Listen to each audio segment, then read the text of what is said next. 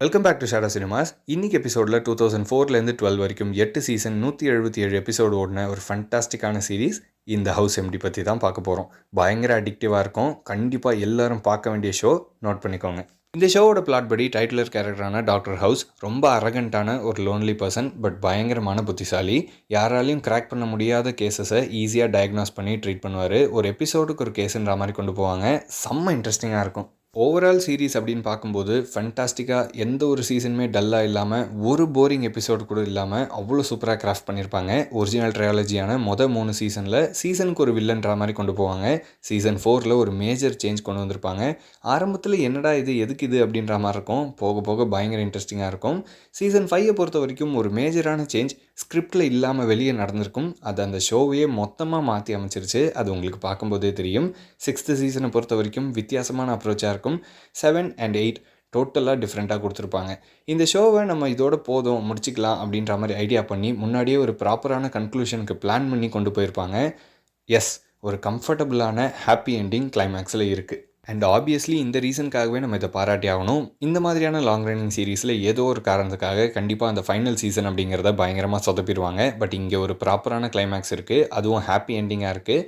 மற்ற supporting characters எல்லாம் settle பண்ணிவிட்டு பிரான்ச் ஆஃப் ஸ்டோரி லைன்ஸ் எல்லாம் ப்ராப்பராக வைண்ட் அப் பண்ணி மேஜரான லாஜிக் மிஸ்டேக்குன்னு எதுவும் இல்லாமல் ஒரு சாட்டிஸ்ஃபைங்கான கிளைமேக்ஸ் கொடுத்ததுக்கே இது ஒரு ஜெம் ஆஃப் அ சீரீஸ். இந்த ஷோவோட எண்டில் ஒரு ஸ்பெஷல் எபிசோட் கொடுத்துருப்பாங்க, ஸ்வான் சாங்குன்னு சொல்லி. கண்டிப்பாக மிஸ் பண்ணாமல் செக் பண்ணி பாருங்கள். Trust me when I say this, you will find wonders. அவ்வளோ விஷயங்கள் பண்ணியிருந்தாங்க. 40 நிமிஷம் பிஹைண்ட் தி சீன் ஃபுட்டேஜ் எங்கே போச்சுன்னே தெரியல. நார்மலாக ஒரு இன்டர்வியூ மாதிரி உட்காந்து பேசுகிற மாதிரி டல்லாக ஒரு மோனோலாக் மாதிரி ப்ரெசென்ட் பண்ணாமல் ரெட்ரோ பெர்ஸ்பெக்டிவில் நிறைய விஷயங்கள் சொல்லியிருப்பாங்க.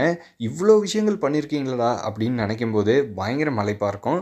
கண்டிப்பாக மிஸ் பண்ணாமல் செக் பண்ணி பாருங்கள். இந்த ஷோவோட creator doctor House character design பண்ணும்போது பிரிட்டிஷ் டிடெக்டிவ் கேரக்டரான ஷெர்லாக் ஹோம்ஸை மைண்டில் வச்சு தான் பண்ணதாக சொல்லியிருப்பார். ஸோ அந்த மிஸ்ட்ரி சீரீஸில் எப்படி நீங்கள் puzzle solving, investigation, twist, mystery element என்னெல்லாம் இருக்குமோ அது அத்தனையுமே இந்த சீரீஸ்லையும் இருக்கும்.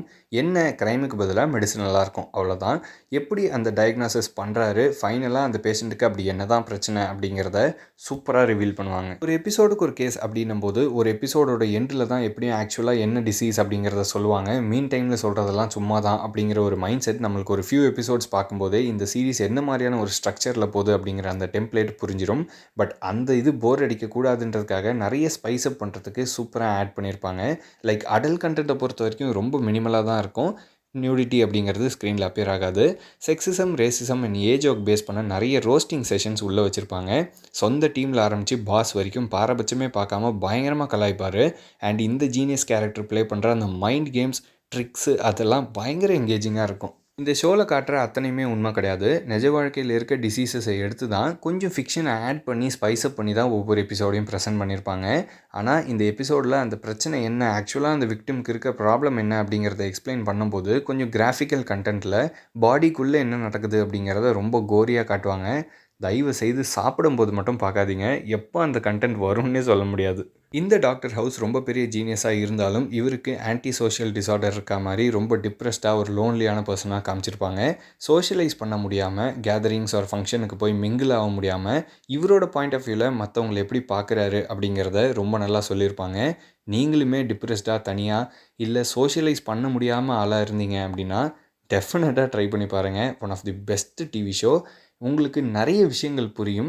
அந்த ஒரு பர்டிகுலர் எபிசோடில் காட்டுற அந்த விக்டிமோட ஸ்டோரி லைன் மட்டும் இல்லாமல் பேஸ் ஸ்டோரி லைனுமே ரொம்ப நல்லா கேரி பண்ணி கொண்டு போவாங்க. You will get a different idea. இந்த ஓவரால் ஷோலேயே ஒரு பெஸ்ட்டு சீசன் அப்படின்னு கேட்டால் 4th தான் சொல்லணும். ஏன்னா பேசிக் பிளாட் லைனில் ஒரு மேஜர் சேஞ்சை கொண்டு வந்தாங்க. குறிப்பாக கிளைமேக்ஸ் 2 எபிசோட் நான் லீனியர் ஸ்ட்ரக்சரில் ஃப்ரண்ட் அண்ட் பேக் போயிட்டு வந்து ஒரு பெரிய ட்விஸ்ட்டோட அந்த கிளைமேக்ஸ் முடிஞ்சிருக்கும். உண்மையிலேயே ஃபண்டாஸ்டிக்கான ஸ்க்ரீன் ப்ளே, செம்ம எங்கேஜிங்காக இருந்தது.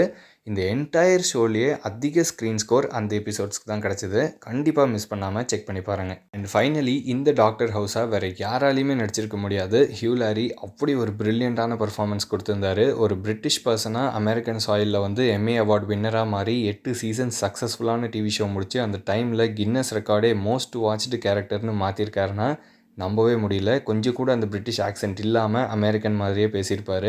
ஸோ கண்டிப்பாக மிஸ் பண்ணாமல் செக் பண்ணி பாருங்கள். ஒன் ஆஃப் தி ஃபேபுலஸான டிவி ஷோ. அவ்வளோ என்கேஜிங்காக இருக்கும். இன்னொரு சூப்பரான வீடியோவில் சந்திக்கலாம். தேங்க்யூ.